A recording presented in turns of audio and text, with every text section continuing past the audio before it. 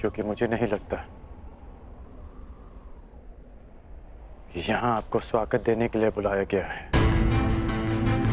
मैं तुम्हारा तात्पर्य समझा नहीं मित्र। आप सब जानते हैं फिर भी अनजान बन रहे हैं। आप गांधार नरेश को मुझसे अधिक समझते हैं। यह स्वागत प्रारंभ है, इसके बाद अपमान होगा और हो सकता है कि कोई चाल भी रचा हो। यदि जाल होगा तो मुझे पूर्ण विश्वास है कि मेरा धनुर्धारी मित्र उस जाल को अपने बाणों से काट देगा।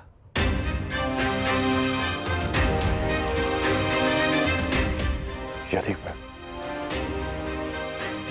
ऐसा नहीं कर पाया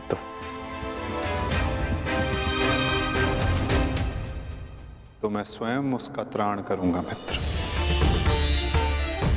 हाँ, आप हम सबसे भिन्न हैं, अधिक सक्षम हैं, अधिक शक्तिशाली हैं, किंतु आप भी तो मानव का ही रूप है ना, और मानव सब कुछ नहीं जानता। अन्यथा आज आप दुर्योधन की सभा में नहीं आते।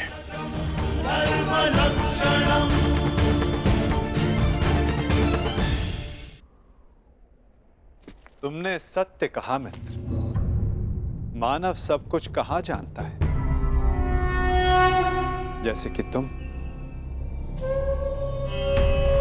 यदि तुम भी सब कुछ जानते होते तो दुर्योधन की ओर नहीं होते मित्र।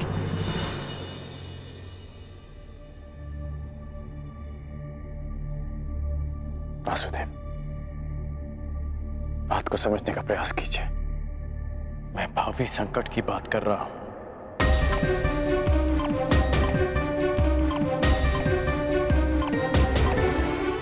आगे मत बढ़िए, रुक जाइए वासुदेव।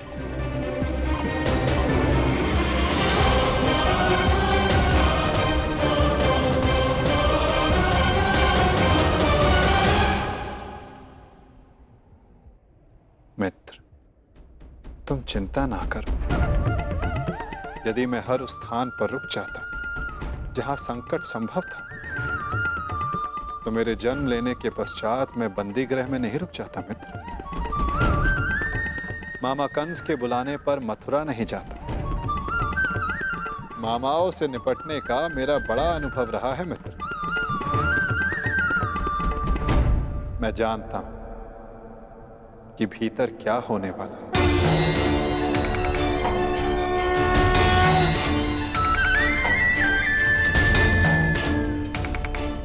फिर भी आप जा रहे हैं? हाँ मित्र, मैं इसलिए नहीं जा रहा कि ये मेरी इच्छा है। मैं इसलिए जा रहा हूं कि वहां राज्यसभा में जो होगा उसके लिए वहां मेरा होना आवश्यक है। परंतु महत्वपूर्ण प्रश्न ये है मित्र कि मैं ऐसा कर क्यों रहा हूं। इस सभा के पश्चात मुझसे मिलना, कदाचित मैं भी तुमसे यही प्रश्न कर बैठूं। मैं यहां केवल हस्तिनापुर की सभा को संबोधित करने नहीं आया, मैं यहां तुमसे भी मिलने आया हूं मित्र।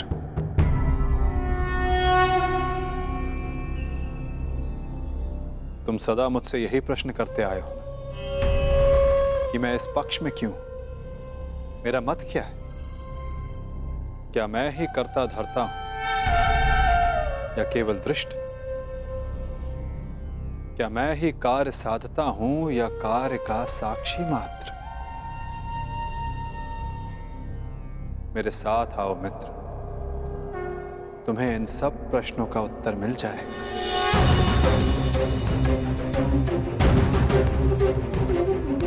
मैं इस सृष्टि का साक्षी, आज तुम मेरे साक्षी बनो मित्र।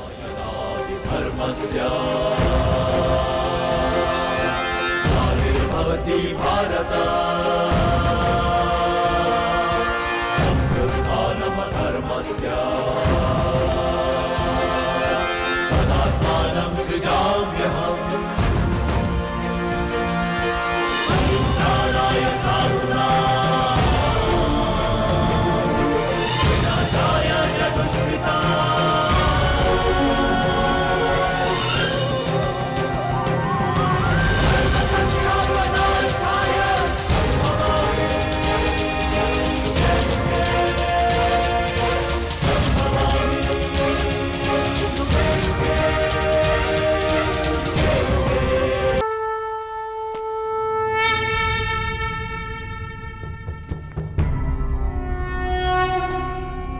यदा यदा हि धर्मस्य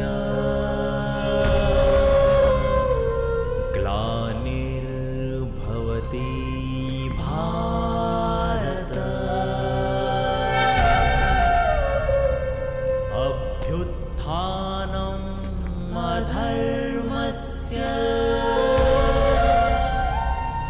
तदात्मानं सृजाम्यहम्।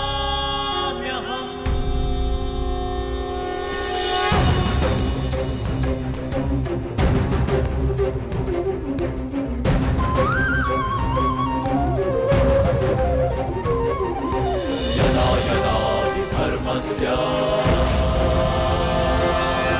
ग्लानिर्भवति भारत अभ्युत्थानम् अधर्मस्य तदात्मानं सृजाम्यहम्।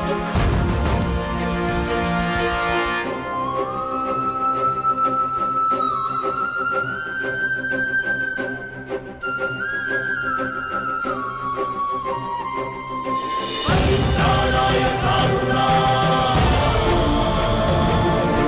विनाशाय च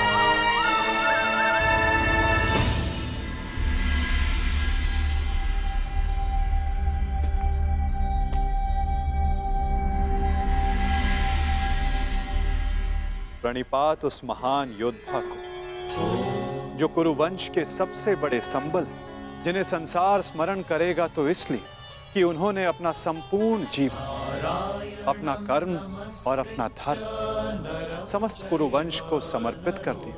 जो कुरुकुल का, कुरुवंश का मार्गदर्शन करते, उनको मार्ग दिखाते। कुरु गौरव महामहिम भीष्म को प्रणिपात। नारायणं नमस्कृत्य नरं प्रणिपात उस महान राजा को जो कुरुकुल का सर्वे सर्वा है, जो राष्ट्र का निर्माता है, उस महाराज धृतराष्ट्र को, इस शांति दूत कृष्ण का प्रणिपात। स्वस्ति। अपने ज्ञान और शिक्षा के बल पर सामान्य कुरु कुमारों को भारतवर्ष का महान योद्धा बनाने वाले अर्जुन, भीम, दुर्योधन जैसे महान योद्धाओं के आचार्य श्री द्रोणाचार्य को मेरा प्रणिपात। कल्याण हो वसुदेव।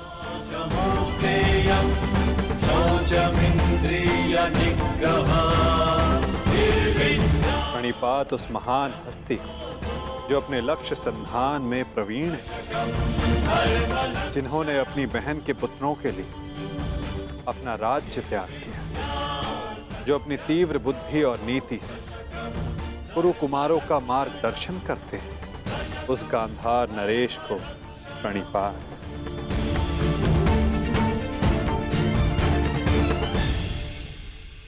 प्रणिपात महानितिज्ञ महात्मा विदुर को।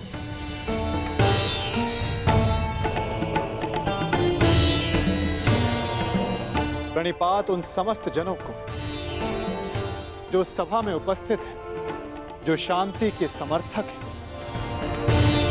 प्रणिपात का अर्थ है अपना शीश झुकाना। हम सब अपनी संतानों को उन सब के समक्ष शीश झुकाना सिखाते हैं जिन्होंने अपने जीवन में महान कार्य किए, परंतु मैं आप सबके समक्ष प्रणिपात इसलिए नहीं कर रहा कि आप सब ने महान कार्य किए। मैं प्रणिपात इसलिए कर रहा हूं कि आप सब अब भी एक महान कार्य को संपन्न करने के लिए सक्षम हैं। वो महान कार्य जो कि एक महायुद्ध है, एक महाविनाश है, उससे मुक्ति पाना, जिसके पश्चात एक महान शांति की स्थापना होगी, धर्म का उदय होगा। मुझे विश्वास है कि आप सभी कल आने वाले महाभारत के महाविनाश को देख सकते हैं, और यदि आप सब चाहें तो आर्यव्रत को इस विनाश से बचा भी सकते हैं। मुझे अधिक प्रसन्नता होगी कि आप सबके सहयोग से भारतवर्ष में होने वाले इस महाभारत से सबको बचा सकूं और मेरे यहाँ उपस्थित होने का लक्ष्य पूर्ण कर सकूं। मुझे पूर्ण विश्वास है कि आप सब में से कोई भी ये युद्ध नहीं चाहेगा।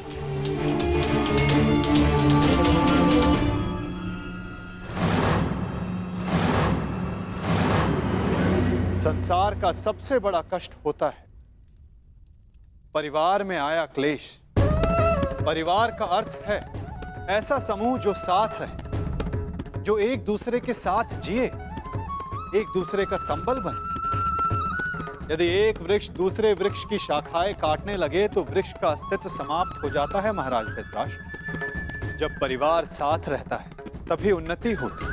मेरी मंत्रणा यह है कि एक वंशज के अहंकार के लिए समूचे वंश को दांव पर लगाना उचित नहीं, क्योंकि यदि वंशज का अहंकार जीत भी गया तो वंश अपना अस्तित्व हार जाएगा। इसलिए मैं वासुदेव कृष्ण पांडवों की ओर से शांति दूत बनकर आया, शांति प्रस्ताव लाया। यह युद्ध केवल भाइयों के मध्य का संघर्ष नहीं होगा, बल्कि इस युद्ध में संपूर्ण भारतवर्ष भाग लेगा।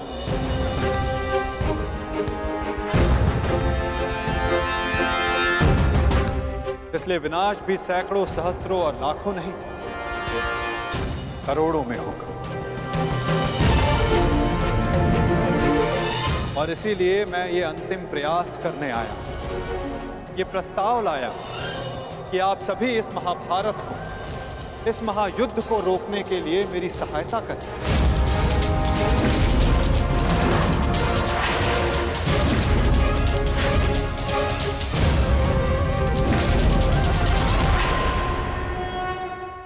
इसीलिए मैं ये अंतिम प्रयास करने आया कि आप सभी इस महाभारत को, इस महायुद्ध को रोकने के लिए मेरी सहायता करें।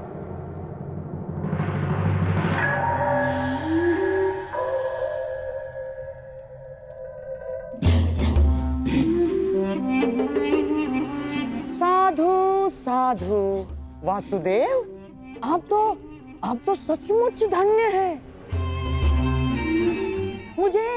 मुझे स्मरण नहीं होता कि कितना समय हो गया ऐसे शांतिपूर्ण वचन सुने हुए।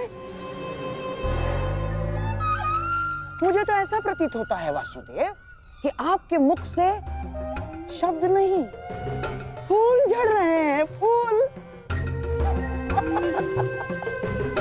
मैं अभिभूत हो गया वासुदेव। और सच कहूं वासुदेव, मैं भी आपसे सहमत हूं।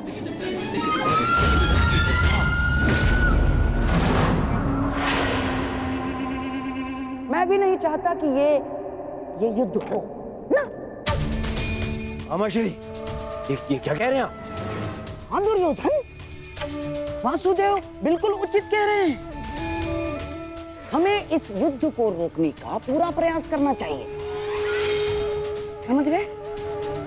हाँ हाँ वासुदेव, सबसे श्रेष्ठ युद्ध वो है जो कभी हो ही नहीं, और युद्ध की परिस्थिति उत्पन्न न होने देने का एक ही उपाय है कि एक पक्ष दूसरे पक्ष पर आक्रमण ना करे। चलिए ठीक है, हम पांडवों पर आक्रमण नहीं करेंगे, परंतु वासुदेव, द्वारकाधीश, क्या आप ये आश्वासन दे सकते हैं कि पांडव भी हम पर कभी भी आक्रमण नहीं करेंगे? कभी भी। गांधार नरेश, आप आक्रमण के संदर्भ में बात कर रहे हैं और मैं यहाँ युद्ध की आवश्यकता को ही समाप्त करने के विषय में बोल रहा हूं। अच्छा अच्छा, ऐसा है।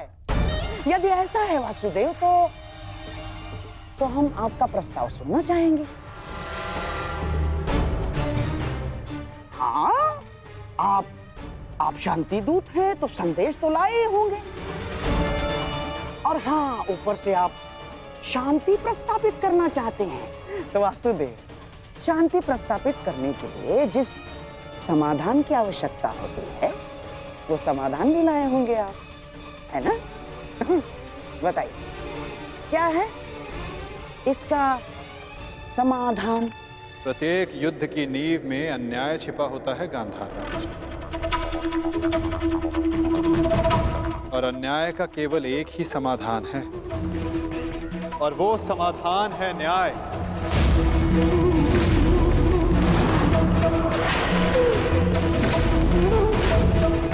वो न्याय जिस पर केवल पांडवों का अधिकार है, उनसे किए गए वचनों को ना निभाने का न्याय, उनसे किए गए वचनों को ना पूर्ण करने का न्याय।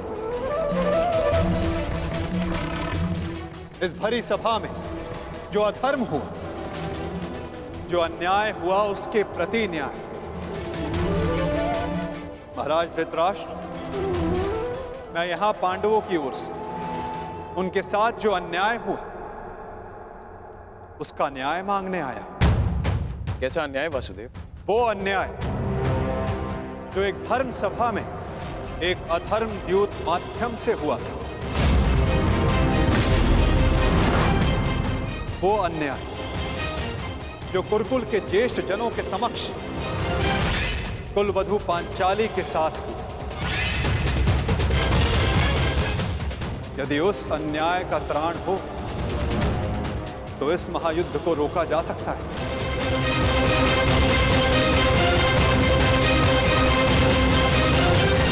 कुरुकुल श्रेष्ठ महाराज धृतराष्ट्र, महामहिम भीष्म, मैं पांडवों की ओर से उस अन्याय के लिए न्याय मांगने आया हूं।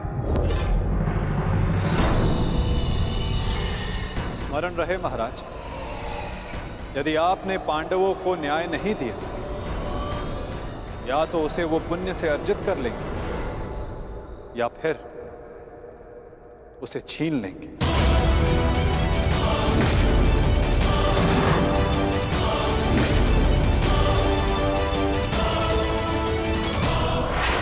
अब निर्णय आपका है। वासुदेव, आप यहाँ शांति प्रस्ताव लेकर आए हैं या हमें धमकाने आए हैं?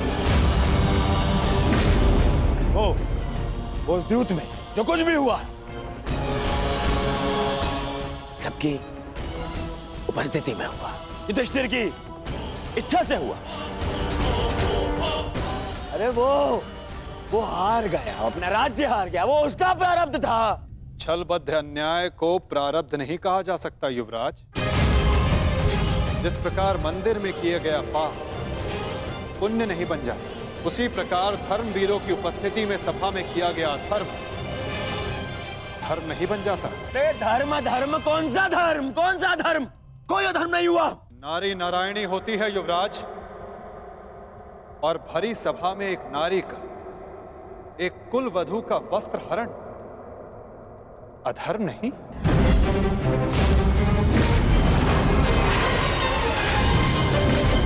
यदि तुम्हें विश्वास नहीं तो अपने ज्येष्ठों की झुकी दृष्टि से पूछो दुर्योधन। उन वस्त्रों से पूछो जो आपको आपके मन की नग्नता अनुभव कराने के लिए आपके शरीर से दूर हो गए। उन प्रतिज्ञाओं से पूछो जो पांडवों ने अपने भ्राताओं के विनाश के लिए मांगी। ये प्रतिज्ञा लेता हूं और यही जंगल तोड़कर तुम्हारा प्राण ले लूंगा दुर्योधन। उस श्राप से पूछो जो द्रौपदी ने समस्त कुरुकुल को दी। इस सभा में उपस्थित वो हर व्यक्ति जिसने मौन रहकर ये अधर्म होते हुए देखा, उन्हें उनके मौन रहने का दंड मिलेगा। श्राप है ये अग्निसुता द्रौपदी का। परंतु यदि आप सब चाहें तो पांडव अपनी प्रतिज्ञा को त्याग देंगे। द्रौपदी अपना श्राप वापस ले लेंगे। बस आप सबको अपनी भूल का अनुभव करके पांडवों को केवल उनका अधिकार देना है।